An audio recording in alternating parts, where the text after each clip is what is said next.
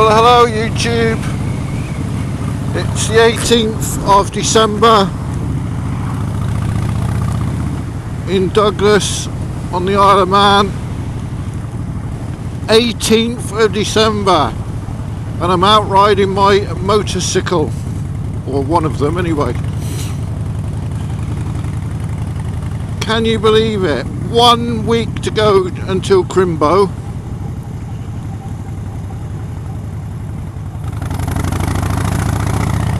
And I'm out on my bike making a noise. I'm not entirely sure what the time is. I think it's about 1 o'clock.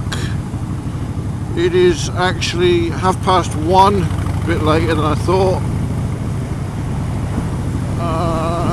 I've been basically chilling because I've had a long week again. And I've been watching YouTube videos and trying to work out whether this YouTube is destroying the world is happening. I can see there's evidence of it, but I kind of take the view that it's what it is. I'm never going to make money out of YouTube, so I'm not going to get all upset about it, about them changing their analytics and all this sort of thing. I am one of these that thinks they should devote more time looking after us smaller channels instead of cuddling up to the likes of Pewkie Pie or all those other ones. There is some really good ones that I've learned shit from. Casey being one of them. I think he's awesome. He puts a lot of effort into his videos. It's a shame he's not daily blogging anymore, but I look forward to what else he brings out. But yeah, these gamer ones, I don't get it. Why do people watch by the millions these videos that all they're doing is gaming? I don't get it. I mean, yeah, okay, to the vast majority of the entire universe, my videos are probably boring, but at least I get out and show you sights, show you different locations, show you amazing skyline. I try and make my videos different. I'm not resting on my laurels. I'm not, I haven't found the perfect formula, and thus I think everything's perfect, because it's not, because some of my videos I'm lucky to get 100 views, and I'm grateful for every view.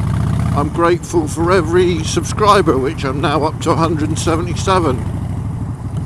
But all these channels that are moaning because they initially lose subscribers when they first upload a video, yeah, maybe you lose 1 or 2, but then over the life of that video you've gained thousands. So why the upset? Why is the big deal? Why the moaning and bitching about it? Threatening to quit YouTube? What's that all about? Just, if you're doing YouTube, you're either doing it for fun, and people like Pewkie Pie, he's earning, what's he earning, 15 million a year or something ridiculous, $1 million, which is, by my calculations, a bloody lot. What's that? Somewhere around 1.5 million a month or something daft.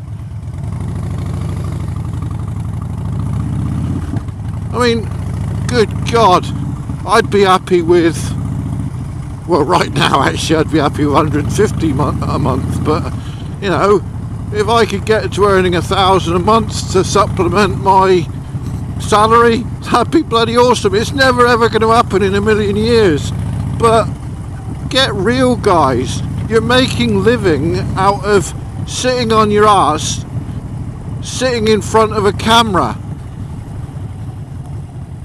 And half the time you're not even sitting in front of the camera's pointing at a bloody game screen, a TV screen or a monitor. Wow. Talk about wanting something for nothing. Anyway, that's my take on it. I'm not looking for any feedback on those views. They're my personal views. If you don't like them, well, you're entitled to your views as equally as much as I'm entitled to my views.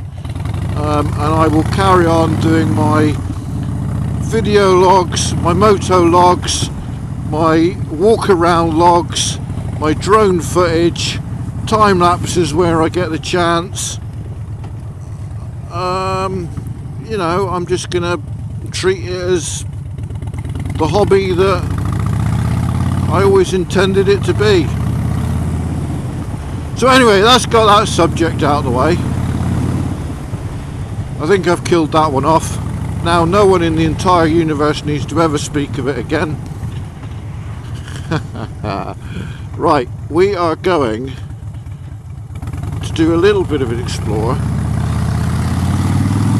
That probably sounded really, really loud.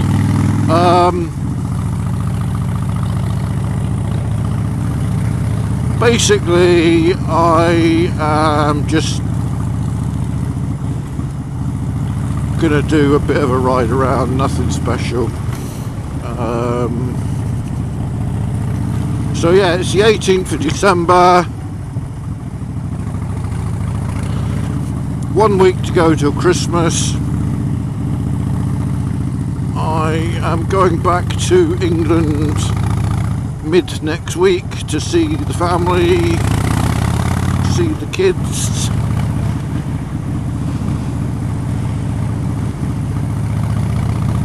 And thank you Steam Racket, but I'm having to ride my bike back. You robbing bunch of so-and-sos. Basically, actually, no, they're not entirely robbing so-and-sos.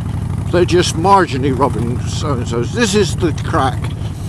If I went back as a foot passenger next week and came back a week later, it would be 90 quid return, foot passenger. So then I'd get to the other end and I'd have to catch a train or get picked up or blah blah blah. Going back on the bike is 100 quid return, so that's £10 more. So my bike is basically costing me a tenner return, so £5 each way, which is great. But it's the middle of the bloody winter. It's December. The weather could change at any second and it could be barstool cold. At the moment it's not too bad, sort of 8-9 degrees in English terms, none of your Fahrenheit rubbish. So anyway, yeah, it's reasonably warm, it's alright, it's cool in the gang. But you know, it's Christmas, so there's chances are I might get the odd Crimbo present, I might have the odd Crimbo present to take back, I might have some clothes I want to take back and keep dry, blah blah blah blah blah. So it would have been nice to go back in the car. Bit of warmth, bit of no risk of getting rained on, bit of no risk of hands freezing to icicles. 280 quid. 280 quid to go back in the car. In the middle of winter. I mean, that's almost up with blinking TT price territories. Unbelievable. Absolutely unbelievable, Steam Packet. Your pricing is off the scale. You have no idea. You don't deserve the contract, but we're stuck with you forever. And I know we're stuck with you forever because the rumours are now the government might even do some sort of crazy stupid buyout and buy Steam Racket. Because their contract goes on until 2022 or something ridiculous, and then they've got the right to extend it without the government being able to have any opinion on that matter till 2025 or some mentalist stuff. On top of that, they've offered, yeah, we really want to keep the contract, we're going to buy 2 new boats. And you think to yourself, oh wow, fantastic, 2 new boats, can't believe it. We'll have 4 boats going to and fro, more trips to Ireland, all that sort of thing. Maybe we'd get to sail to, I don't know, closer places, Scotland, Cumbria, whatever. No, that's not 2 extra boats, that's 2 replacement boats for boats that don't actually need replacing. There's nothing wrong with the hydrofoil jobby Manannan, and the Ben McCree is the Ben McCree. It's a cargo boat that doubles up as a ferry. There's nothing wrong with them, but they want to spend 50 million on 2 new boats. Yeah, like I say, great, 2 new boats, extra boats, not flipping replacement boats, you bunch of flipping... God, Jesus, gets me going.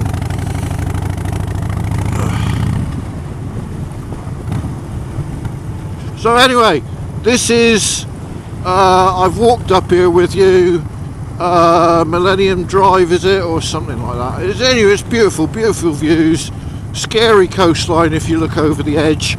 It'd be even scarier if I lost control and went over the edge on my motorcycle. That would be trippy. Well, it would be trippy for the few seconds it took to fall, and then the end would be fairly final and fairly instantaneous, and I'm sure for a nanosecond it would hurt, but the rest of the time it would be good night Vienna. So anyway, I've had you might think this is a chickbait video, clickbait video, chickbait, I'll never be a fucking chickbait. Clickbait in that I'm ranting and raving, and you know, maybe that's my experiment to see if I can get more views. No, not really, I just want something to talk about. So yeah, I'm going back to England next week for a week, and that's that. So I'm out on the bike, still needs a bloody clean. I might clean it before I go back, but equally, I don't know, I kind of like it looking dirty. It looks a bit ratty, a bit, you know, at the end of the day the dirt is protecting it in a sense. I have got some of that Scoiler 365, is it? That sort of oil based thing that you spray on, and but I can't put that on until I actually clean the bike, so I might clean the bike, I don't know. Time will tell. So, there is Douglas in all its glory. Glory be Douglas. And there's the harbour, and there's the Manannan, which is currently not being used because it gets tied up for the winter. So now actually we're down to 1 boat. 1 boat at the moment. So that's probably why the prices are so expensive to go back in the car, because they've deliberately made it so there's less sailing so they can charge more, because they are scandalous, robbing people. And on that note, I'll die. Oh, yeah, gosh, I don't know what happened there. Got a bit overexcited, I think. So what next? Oh, I made a video a couple weeks ago, so I have actually ridden my bike a couple times now in December, but the sound screwed up. The microphone I hadn't plugged in properly, so all you had was wind noise. That's on top of initially I actually lost all the videos, but I managed to get them back with some hokery-pokery, because I'm a techie, and the thought of losing data really annoyed me. And then when I got the data back and it was screwed up sound-wise, then I was even more annoyed, because there's not a lot I can do about that. In fact, there's now I can do about it. So anyway, we're heading back onto the Prom. We'll drive along the Prom. My hands currently are not in the slightest bit cold, so we'll keep riding around, waking up the neighbours.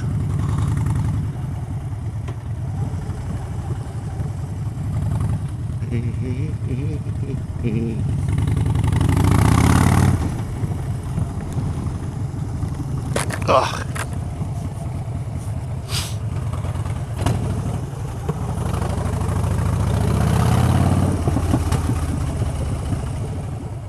Oops.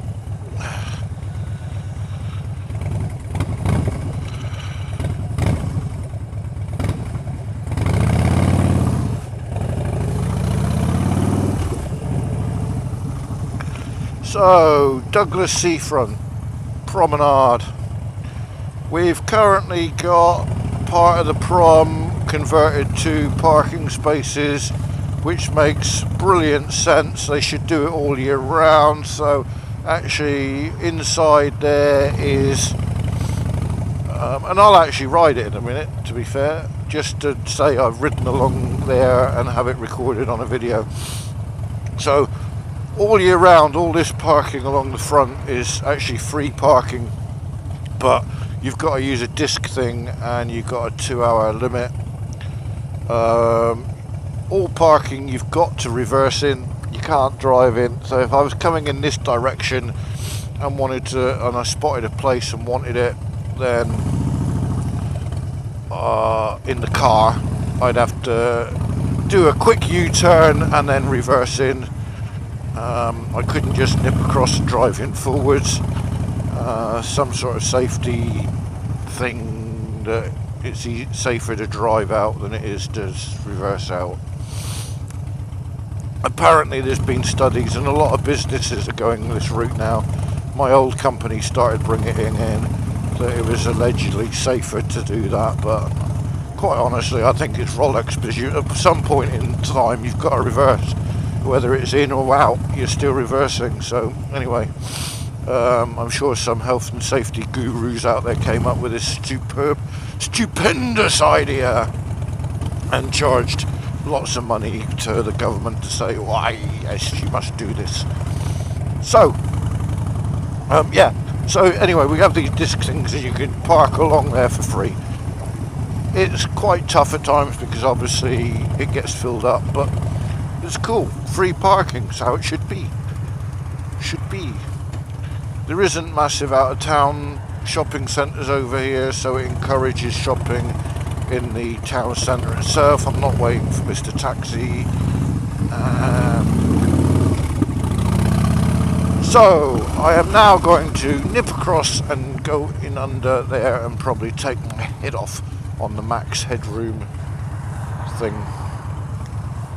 And I will ride along the Prom, the actual Prom, the walkway that's now a car park. I'm not going to duck. I didn't have to duck. Cool in the gang. So there you go. You can now park along here. This is only for Christmas. It's for the last 2 weeks of Christmas. And it's still 2-hour limit. But as you can see from how wide this Prom is, then I think they should allow parking on there all year round, or convert some of this damn thing to be for the tram, so that we don't have the tram down the middle of the road. That's just my opinion.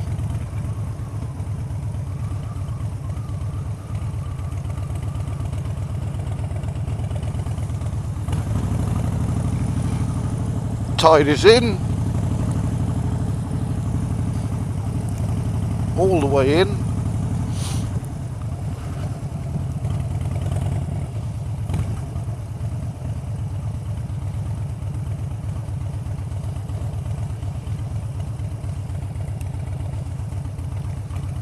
So yeah, normally you wouldn't be allowed to do this.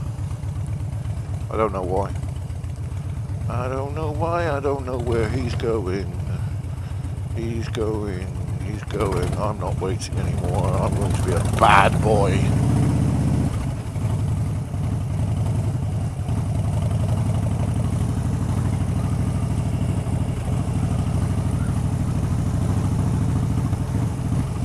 So there you go.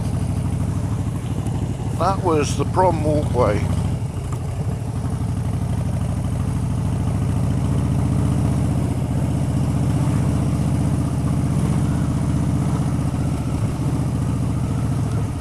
And then you come out by the ferry port, by the guys that do the trike tours, so you can, a couple can sit on the back of one of those horrible trikes and do laps of the island, which is quite good.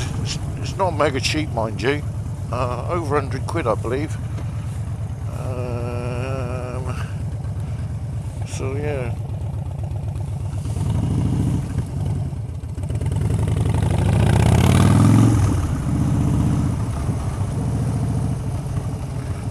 I wouldn't have thought they would be overly popular this time of year, but who knows? Who knows?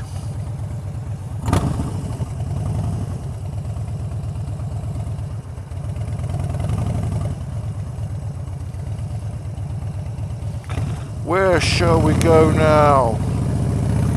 Where would you like me to go now?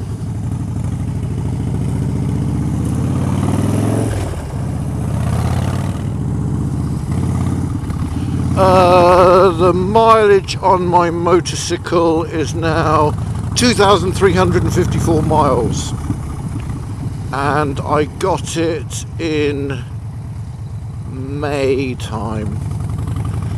So I think by May 2017, when I will have had it for about a year, I think I will be up to about 4,000 miles. My other bikes in that period have all done approximately 0 miles because I'm not using them. I am currently fully considering selling my GSX-R 1000 because I think I can live without it. I think. So we will see. My lucky strike, which is my GSX-R 750 S-Rad, I kind of want to keep because I think it's going to go up in value, and I would like to strip it down and make it perfect. Get the wheels powder coated, get the fairings, the cracks in... The fairings aren't cracked. The fairings are in relatively good condition, but I don't know how to describe it. I suppose the paint is crazed. So if you look at it closely, you can see lots of it looks like... Well, it looks like the paint is cracked, sort of thing. So I'd like to get that done, maybe get it re-lacquered and tidied up. But I think that bike could only go up in value because it's from 1986. Is it 86? 96. 96. So it's already 20 years old. It's in relatively okay condition, and I've spent a small fortune sorting out the suspension, the carbs, the carburetor, the timing, the dyno jet and all that sort of thing. So I have spent a fair bit on it. It looks good because it's a lucky strike, and I think it's just going to be an appreciating, valuable bike. So I kind of quite like to keep it, and it's not so modern that I can't take the damn thing apart. I might struggle to put it back together, but with modern technology, with my cameras, you know, I can video taking it apart, and I can actually then add that in to create videos based on it. But equally, I can then use that video footage to play back to work out where everything went. Obviously, I would put it in tubs. You know, anything that came from the swing arm, you'd put in a box that was labelled swing arm and that kind of thing. But actually having photographs of where each screw came from with modern technology would be quite good. So yeah, I kind of want a bike that I can take apart, even if it takes me 2 years, and get it put back together, but get it put back together with new bolts and new parts where necessary to make it, you know, as perfect as possible. And I don't think I could do with that with the 1000. I think I'd struggle. In fact, the 1000 I struggle just taking the bloody fairing off with all those stupid modern clips that you push in to push out, and oh god, it does my head in. At least on the S-Rad, it's a straightforward nut and bolt or screw. So, hey, we'll see. We'll see. Anyway, I'm going past the grandstand now.